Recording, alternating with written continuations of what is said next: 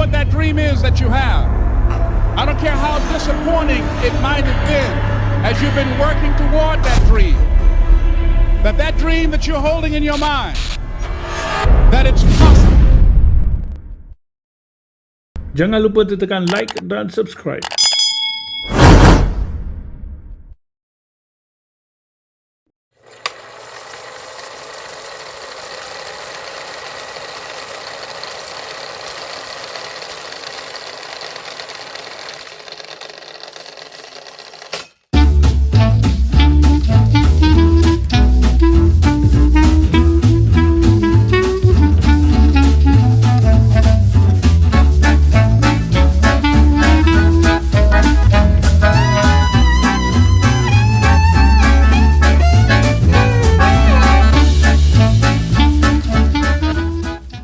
Hi guys, welcome back to my channel Gempakoku, and today I'm having a chit-chat session with one of our legendary Mr. Radha Krishnan, also known as the Black Stallion.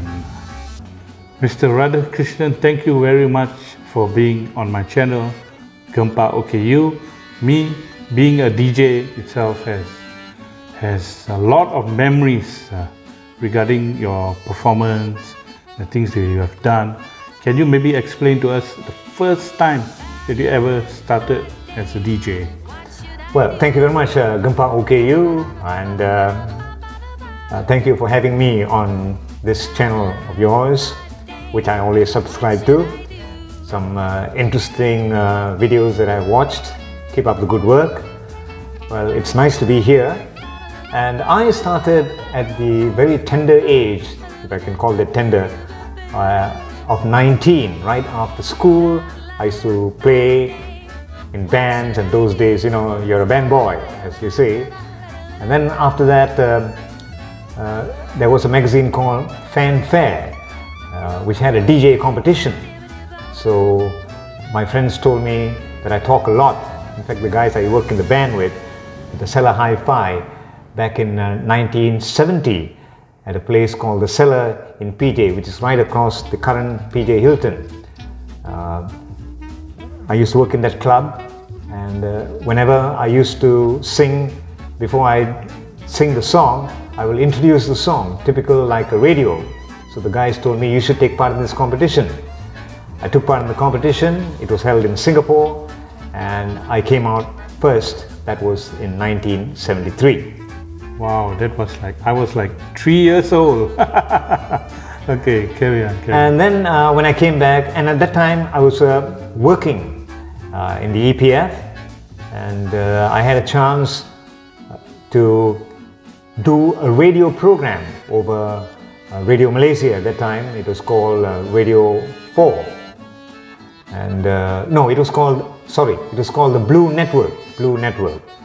And there was this program I was doing called Music City, which was on a Sunday from 9 to 10 in the morning. And at the same time as the icon Mr. Patrick Teo was doing other programs. So I already had a feel of radio.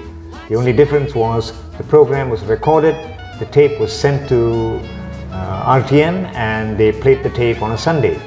And you know, those days it was reel tapes. You remember those reel tapes? Yeah. Well, I did that, and as time went on, I quit my job in EPF and went on full-time to become a musician, and that's when I started playing with some of the finest musicians. I played with Louis Pragasam of Asia Beat on the drums. That was my last band. We performed 1977 at the Rasa Sayang in Penang at the discotheque, and there was Desmond Gomez, the brother of Richard Gomez of Freedom. He was on keyboards. Boy King, the lead guitarist, who now teaches music and also used to do backup for Dato' Leonard Tan. Jimmy Lowe, the current bass player of the Alley Cats, and I was the frontline singer. So there we had it. We called the band the Four Ways. And in 1977, sad to say, on a day which was my lead guitarist Boy King's birthday, we met a very nasty accident and a friend of ours passed away, but he was not a member of the band. And after that, when we came back to Kuala Lumpur, we performed at the Regent Club, and after which we all decided to go our separate ways and do our own thing. And that's when disco first arrived in Malaysia. The Saturday Night Fever series. I'm sure you remember that, sir. Remember the Saturday Night Fever? Yes, I remember. Yeah. And you were probably the time about 4 or 5 years old. That's it, 4 or 5 years old. Yeah. So that's when disco first came out. And the first discotheque I used to work in was called The Hobbit, which is in Wisma Central, in the basement. Later went on to become Go Down, and later it became Tracks and Bass, where another super DJ, Dr. Jake Abdullah, started his career in at the Bass, and he has become a household name now. I see. At that time, I wasn't even a DJ yet. I was just visiting the clubs and all that. I see. Okay. Then further it progressed, and I kept on in a DJing business. I didn't go, but I was already involved in radio work, doing another program for another company, BAL Records it was called, and it's called Music Dynamics, where I had a chance to play music from people like Freddie Fender. Remember that song, Before the Next Teardrop Falls? Yes. Yeah, and that was already in the 90s. Then I worked in a club called The Boulevard in Damansara Utama. I was a DJ there, still doing radio, and not on a full-time basis. So after which I set up a small business of my own to supply DJs to clubs, and this gentleman Christopher Doss worked with me, and he knew the DJs at that time. He was a good DJ himself, and he worked, and we kept it going. And in 1990 I left the Boulevard and came down to Kuala Lumpur. And as some people say, if you're not around for a long time, they think that you're no longer in the business. Because I was not in Kuala Lumpur for 2 years, 1988 to 1990. I came back in 1990 to work at a club called the La Bamba, which is next to the Beetle Nut. And that's when in Beetle Nut I took part in they had a comedy competition, and I came out second, runners up. So that was stand-up comedy. That's when I moved into the stand-up comedy scene 1994, after which I had my first stint at a place called the Copperfields at the Pan Pacific Hotel in KL. I see. Can you tell us the difference between being a radio DJ, being a DJ, and also being a stand-up comedy? Because I remember once I went for I did an interview for radio DJ, and it was very, very bad. It's not everybody you can do. Just because you're a DJ doesn't mean you can do either a radio or a stand-up comedy. It's totally, totally different. Yeah, that's the thing. So Which can you tell us true. the difference? What's your experience? Well, the important thing is you must be good at the language, number one. You must, if it's English or Bahasa or Chinese or Tamil, you must be good at the language. I mean, you don't have to be a professor, but you have to pronounce your words well. You have to construct your sentences well, and on radio you still have to write a script, so you have a guideline. I see. You have to read about the artist, and those days the technology was strictly no handphones, no internet, so it was just the newspaper, and the tools were basically you have to read newspaper and gather your information. And as you know, those days, if a football match is held in England today, you probably get the news day after tomorrow, because it's still based on newspaper and things like that. Yes, true. So, talking about the DJing part, a club DJ who wants to become, a lot of the club DJs those days used to ask me how to become a radio DJ. I said, it's not about people think you must have a good voice. Well, you must be clear in your voice. You must know what you're talking. Not too many oohs and ahs. So you have to practice, and you have to get that going over the years through experience. No doubt in the clubs you can say, not to say that you can say anything that you want, but in the clubs it's different. You have a live audience. More to promoting. Yeah, so it's different. But on the radio, it's just you and the microphone and the record and the CD, of course. And that time we used to even have cassettes and what is the other one they call? Cartridges, right? Yeah. but nothing like the vinyl. I still miss vinyl to this very day. Do you miss vinyl? I guess I do, but I never had a chance to play with vinyl. Oh, okay. I quite understand. Understand. And after that, in fact, I even had chance to perform overseas. This was back in 1990. I performed in Mauritius, and because of doing program for people like Polygram Records, I had a chance to even perform in Hong Kong.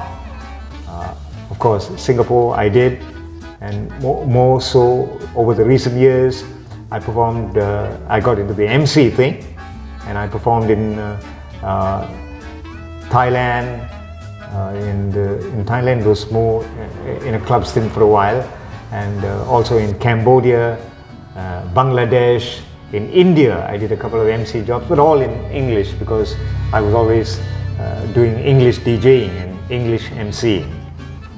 Of course, later I went on, had a chance to perform even in Sydney, Australia. Okay, can you give us your thoughts on DJs now, this generation, compared to DJs that was in the 80s and the 90s? Okay. Is there any changes, any difference? If you say compare, I wouldn't want to compare, but because of technology has advanced so much, so the DJs of today, sometimes people say they don't want to hear them talk, and then they say this DJ talks too much. So we have to learn to adapt to this condition. So, and you find that nowadays the DJs in the clubs, they're not really interested in working on a radio station, because they can make better money. So now, like songs say, it's all about the money. So these guys, because of technology, and I'm sure you would agree, to me it is sad to note that all you have to have is just a pen drive and go to a club and just slot it in, and you could also become doing PR work. Yeah. So you miss all this. Well, that is the difference. Not comparing, but that is the difference. But I guess that is what people seem to be happy with. But nowadays, even in the clubs, the bosses, if you can churn out more customers coming and consuming more drinks, then you're a good DJ. You don't even have to be at the console to do it. But I guess the DJs are also feeling it, that no, this is not what they want to do. And the nicest part is, at my time, there were very, very, very, very few female DJs. But now we have female DJs in the clubs as well, which is a good sign. And they also know that they can be exploited, because the bosses would probably want them, even if they're not very good DJs, if they're good looking, things like that, which is not what we want. And as DJs, we want to respect our fellow DJs as well, whatever gender they may be. Hi, Mr. Radha, do you have any advice you'd like to give to the people in the entertainment industry? Yes, believe in yourself and just keep working, and you will enjoy the journey and you will get your reward. That's for sure. No, thank you. Thank you very much. Thank you very much, Mr. Radha, for being with us on Gempakoku. I hope to do another video with you soon. Thank you. Thank you very much. It's my pleasure. Bye. Right, thank you very much for being with me on Gempakoku. That was Mr. Radha Krishnan, the Black Stallion. And before I end this video, I'm going to leave a short video clip of him doing stand-up comedy. Enjoy the video. Thank you very much once again, and goodbye. I enjoy cocktail parties. I was at a cocktail party the other day, and there were this group of guys who were talking, and this guy was saying, they were talking about women being trustworthy. So one of these guys said, I tell you, no woman can keep a secret. Then there was this lady who was passing by. I don't know about that. I have kept my age a secret since I was 21. So one of the guys said, I bet you one of these days you're going to let it out. I don't think so. When I've kept the secret for the last 27 years, I can keep it forever.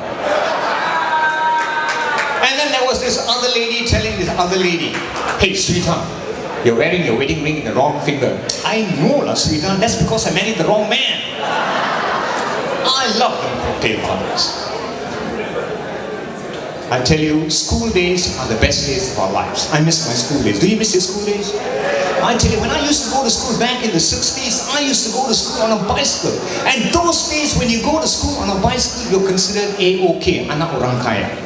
And the best part, the school I used to go to had boys and girls. There is this girl who sits next to me, not very much to look at, as though I am. Well, she says, "Radha, you're such a lucky guy, huh? You come to school on a bicycle. In case the tire puncture, now they say puncture. Your father's driver, now they say chauffeur. Your father gives you $1, now they say ringgit. To spend in the tuck shop, now they say canteen and cafeteria." So I told her, "My father better than your father." She got angry. "My mother better than your mother." I said, "Yeah, my father said the same thing." I was not a good student in class, I tell you. One day I asked my father, "Where did I get my intelligence from?" My father said, "Must be from your mother, because I still have mine."